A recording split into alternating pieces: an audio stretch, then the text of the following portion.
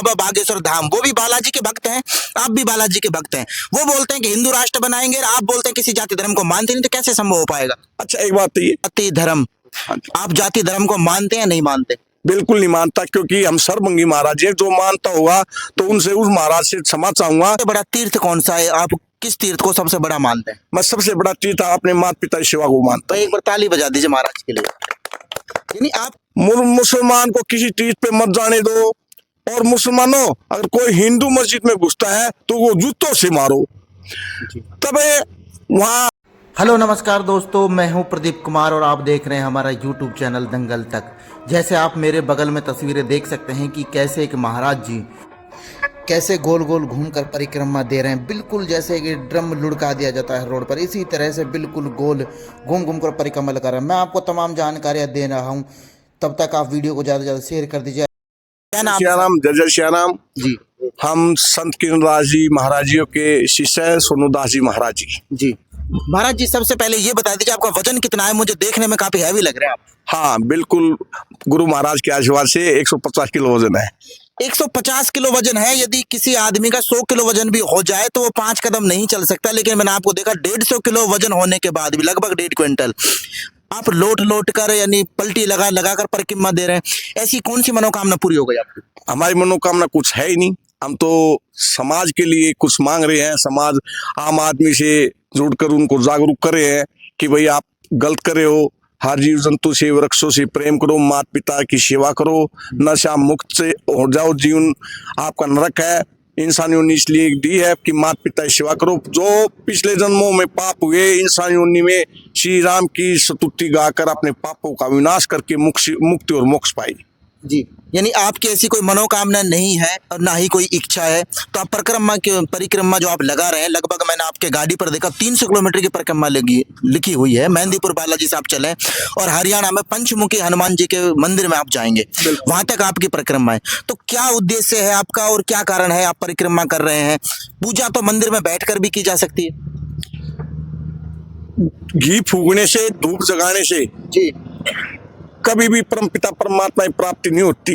जी, अपने आप को पहचानना है, दूसरे इंसानों के विचार सुनकर उनके विचारों का मतभेद दूर करना है। जी हमारे भारतवर्ष के अंदर जातिवाद, धर्म विवाद, जी, नफरत भरा जीवन, परिवार के परिवार टूटते जा रहे हैं।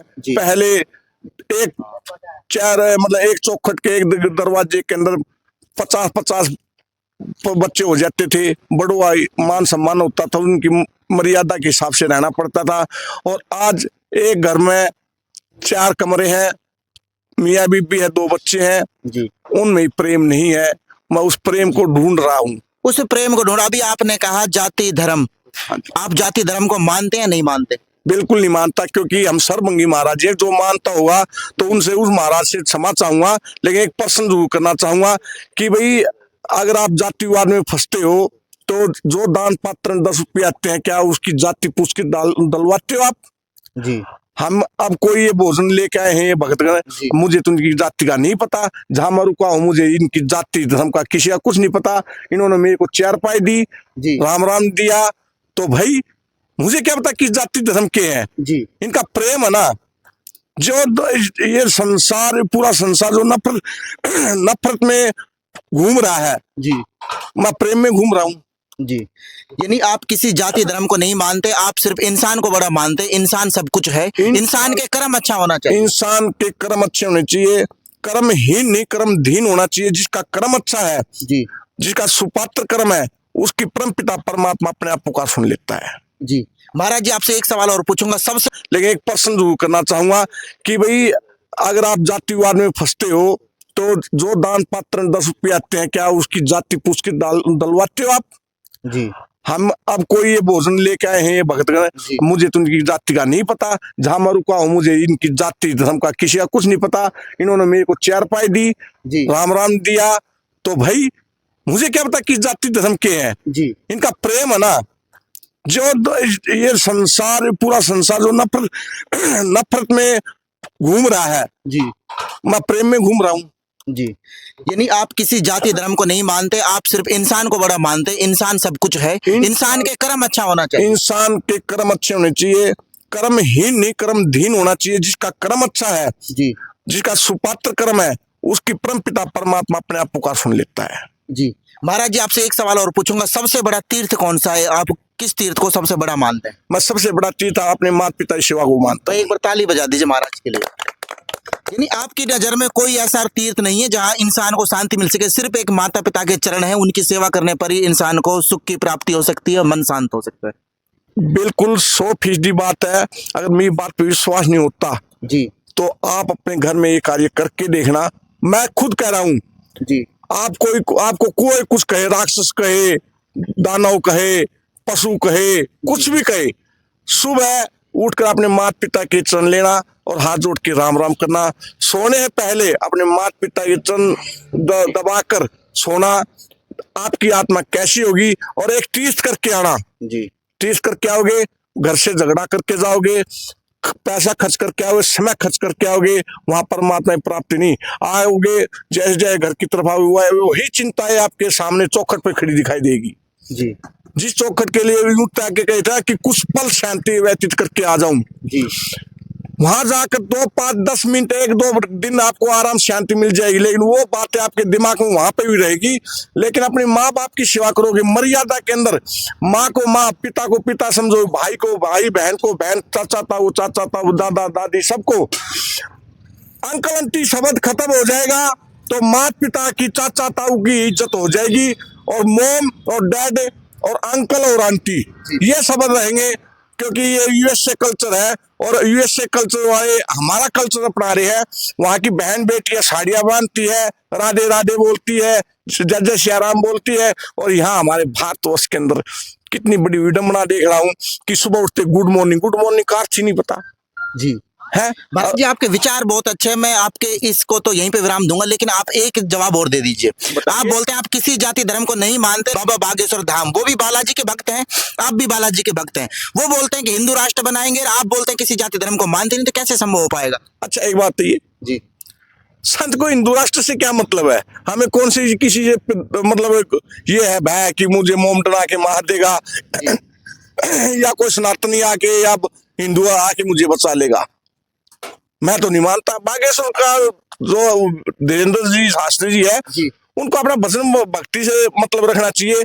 उनको माता पिता की सेवा है, ऐसे संस्कार दो ना। जी संस्कृत पढ़ी उन्होंने, चलो हमने तो संस्कृत नहीं पढ़ी है, ठीक है, उन्होंने तो संस्कृत पढ़ी है, तो उन्होंने बड़े अच्छे भाव से समाज को ना एक अच्छा। एक बात आइए, वो कह रहे थे धीरेन्द्र जी शास्त्री जी, हमारे तो बच्चे समान है, जी ठीक है, कि ना मुसलमान को किसी चीज पे मत जाने दो, और मुसलमानों अगर कोई हिंदू मस्जिद में घुसता है तो वो जूतों से मारो। तब वहां कोई ये तो भाईचारे की बात नहीं हुई ना, जिसका जहां मन करता है उसे वहां जाना चाहिए।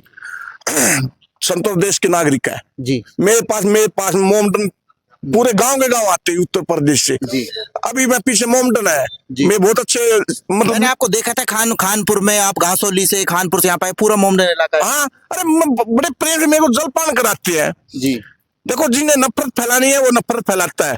ये मत सोचो कि मोमडनों में ही या सिख ईसाइयों में ही आतंकवादी है, सनातन में भी आतंकवादी है, यानी सभी धर्मों में है आतंकवादी। हाँ। अब दूसरी बात मैं एक बात कर लेता हूँ, अभी कुछ महीने पहले यानी 1 महीना लगभग हो गया, कुंभ खत्म हुआ। लोगों में ये भी भ्रांति थी कि कुंभ में नहा ली तो सारे पाप खत्म हो गए, कट गए, जैसे तीर्थ आप बता रहे थे। तो आपका क्या मानना है, जो सब नहा लिए उनके पाप भाई खत्म? देखो हमारे बड़े बुजुर्गों ने एक बात बताई थी, नहांती स्नानती नहीं बताई है। पैदा होते ही जो स्नान होता है, पहला प्रथम स्नान वो बताया जाता है, दूसरा स्नान शादी के समय बताया जाता है, और तीसरा स्नान जब ये मृत्यु से ये आत्मा है ना इस देह से मुक्त और मोक्ष पा जाएगी, तब वो 3 स्नान बताते हैं। मुझे चौथे स्नान का नहीं पता। मैं हरिद्वार महाराज जी हमने 2 ही सुने, हमने सुना है कि या तो जो स्नान होता है दाई माई का या 5 भाई का। हाँ वो सत्य है? हाँ सत्य है वो। फिर ये जो आप ये बता रहे हैं कि पाप धुप जाते, इस बात में कितनी सच्चाई है, या फिर इसको थोड़ा सा बदलना चाहिए? देखो मैं तो कुंभ गया नहीं, जी। स्वेच्छा बहुत थी, लेकिन यूट्यूबरों ने दिखाया, न्यूज चैनल वालों ने या जो भी गए हुए थे कि गटर का पानी गंगा जी में जा रहा था। जी तो भाई अंदर का जो गटर है ना हमारा, अपने नलके के पानी से या हैंडपंप के पानी से नहा लूंगा, और अंदर का जो गटर है ना, गंदगी है, जी। उसको यहीं बैठकर साफ कर लूंगा। गंगा जल में डुबकी नहीं लगानी। जी महाराज जी, आपके आचार विचार बहुत अच्छे हैं। आप एक सवाल का जवाब और दे दीजिए। बताइए। जो मैं देख पा रहा हूँ, आप जैसे एक तरफ तो आपकी भक्ति है, अलग ही ऊंचाइयों पर है आपकी भक्ति की। शायद मेरा पहले जो थोड़ा सा भ्रम था वो शायद अब दूर हो गया कि मैं आपकी भक्ति पर थोड़ा सा शक कर रहा था। मैंने सोचा कि बाबा सब एक जैसा होता है, लेकिन जब आपसे बात की थोड़ा सा विचार बदल गया। लेकिन आप मुझे ये बता दीजिए, भक्ति करना जरूरी है या पढ़ाई करनी जरूरी है? पढ़ाई करनी बहुत जरूरी है जी। संत और राजा, राजा एक वार्ड का मेंबर भी है, वो भी राजा जी। है ना। और प्रधान, MLA, MP, CM, deputy CM जो भी है, जी। समाज का उत्थान शिक्षित वर्ग ही कर सकता है, अनपढ़ वर्ग कभी नहीं कर सकता।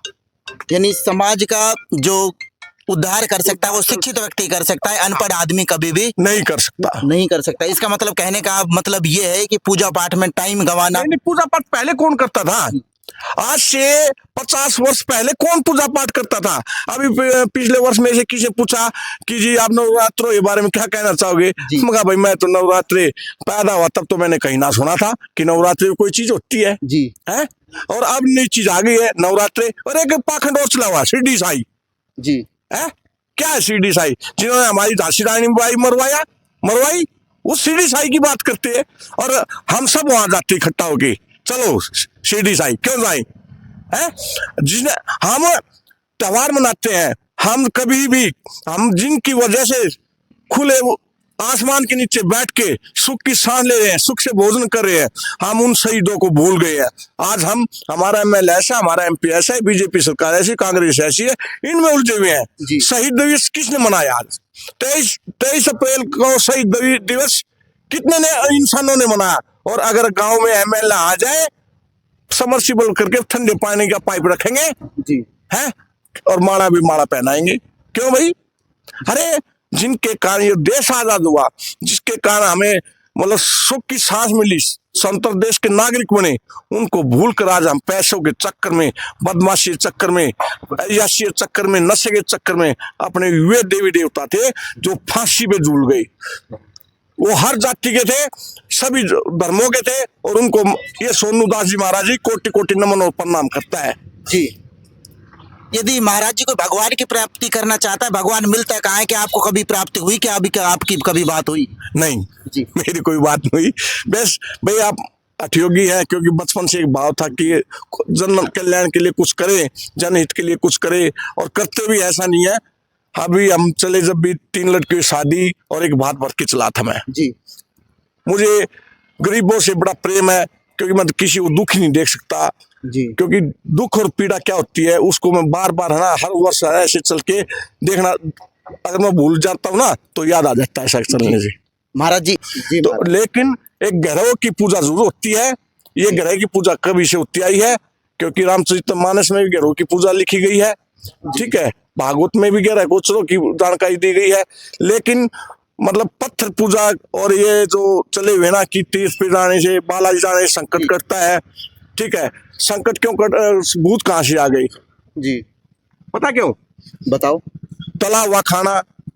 पहले हमारे बड़े बुजुर्ग माता बहनें 10-10 किलोमीटर आती जाती थी खेत में, खलिहान में, कभी गोबर डालने, कभी पशु को चारा डालने, फुर्सत नहीं थी। और सूखी रोटी शीत के साथ मिलती थी, कभी कभार साग वरना चटनी मिलती थी। और आज आपके घर में कितने दफा परांठे बनते हैं? मैं आपसे पूछना चाहता हूँ। सप्ताह में एक बार। सप्ताह में एक बार। हम जब छोटे से थे पता ही नहीं कोई मिला था या नहीं मिला था। जी। समझे हो आप? तला हुआ भोजन बंद कीजिए, टाइट वस्त्र मत पहनिए, हमेशा सात्विक भोजन कीजिए। कोई भूत पिशाच डंक नहीं होते। नहीं, कन्फर्म है आप नहीं होते हैं? नहीं होते तो है जी। लेकिन हर एक को आज कितने दफा, जी। आज यहाँ अगर मैं यहाँ बैठा हूँ, हो सकता है कि किसी को ये पता चल जाएगी सोनूदास महाराज जी बैठे हुए, काफी आ जाएंगे मरीज। जी। लेकिन मैं क्या कह रहा हूँ, कैसे होता है? अग्नि बन जाती है जी। पसीना निकलता नहीं, इसके कारण होता है। जब सही ओपरा पर आता ना तो भाई मेरी तो गद्दी हिल जाती, सीधी सी बात है। फिर तो मैं हनुमान जी को, हनुमान बाबा देखिए मैं तो हाथ जोड़ के तेज शरणागत हूँ। वो देखा जो कुछ करता वही करेगा फिर। यानी वो ही करेगा। हाँ। तो महाराज जी, आप जनता को, अब जो आपको व्यूअर्स देख रहे हैं, उनको क्या संदेश देना चाहते हैं? आपके विचार बहुत अच्छे हैं, क्या संदेश देना चाहते हैं आप? मैं सिर्फ इतना कहना चाहता हूँ, अपने माता पिता की सेवा कीजिए। इंग्लिश दूर पड़े भाई, आज का भाई कलयुग है, लेकिन +2 तक संस्कृत दूर पड़े, क्योंकि संस्कृत के अंदर क्या है, हमारे पर भारतवर्ष के जो संस्कार वो संस्कृत के अंदर है। और हिंदी क्यों, हिंदी में भी व्याकरण ग्रामर है ना, त्रुटि है उसमें, है ना। तो लेकिन संस्कृत पढ़ेंगे तो हमें राम शब्द का संधि का पता चल जाएगा। इंग्लिश पढ़ोगे, अगर राम शब्द की आपने कहा इंग्लिश स्टूडेंट से कि भाई राम लिखना, वो कहेगा अंकल मुझे ना राम लिखना नहीं आता, मैं इंग्लिश में लिख सकता हूँ, तो इंग्लिश में उसकी संधि नहीं हो सकती। लेकिन अगर वो हिंदी में लिखा है राम, तो उसकी संधि कर लेगा और उसका अर्थ निकल के आ जाएगा। अर्थ निकल के आ जाएगा। तो आप यही कहना चाहते हैं कि लोगों से पढ़ाई करें, नशे से दूर रहें? नशे से दूर रहे, माता पिता की सेवा करे, बुरे समाज को मिटाना है, उससे ये नहीं बचना है, बचना नहीं है। उनके अंदर घुस के अपने विचार बताए ना, अपनी संस्कृति बताए ना कि हम क्या बन गए, क्या थे जी। मानते हो ना आप? अब जैसे आपने इतने अच्छे वस्त्र पहने ना जी। जो आपके दादाजी थे, उनसे पूछा कि दादाजी आपने कैसे कपड़े पहने थे, उन्होंने शायद लगता है कि 4-5 जोड़ी मतलब धोती कुर्ते में ना 10-5 साल निकाल दिए होंगे। बिल्कुल निकाल दिए होंगे साहब, है ना जी। और आपने 4-5 वर्ष में कितने वस्त्र खरीदे? लगभग 50 जोड़ी। 50 जोड़ी। तो आप कम पैसे, आपकी बार कम कपड़े खरीदना, 10 जोड़ी के पैसे बचा के रखना, और ठंडी में उन पैसे से गर्म कपड़े लेना, चादर लेना, कम्बल लेना, या जर्सी स्वेटर लेना, या जुराब लेना। और जो गरीब बच्चे ना, जो तंबू के नीचे रहते हैं, उनको देख के आना, देखना फिर ठंडी खत्म हो जाएगी और उनकी भी ठंडी खत्म हो जाएगी। जी। तो ये थे मेरे साथ सोनू दास जी महाराज जी, जिनके जो विचार है ना वो भाई सबको प्रभावित करते हैं। यदि आपको भी प्रभावित किया है ना, तो आप इस वीडियो को ज़्यादा से ज़्यादा शेयर कर दीजिए और चैनल पर नए चैनल को सब्सक्राइब कर दीजिए। मिलते हैं आपको नेक्स्ट वीडियो में, तब तक के लिए जय हिंद, जय भारत।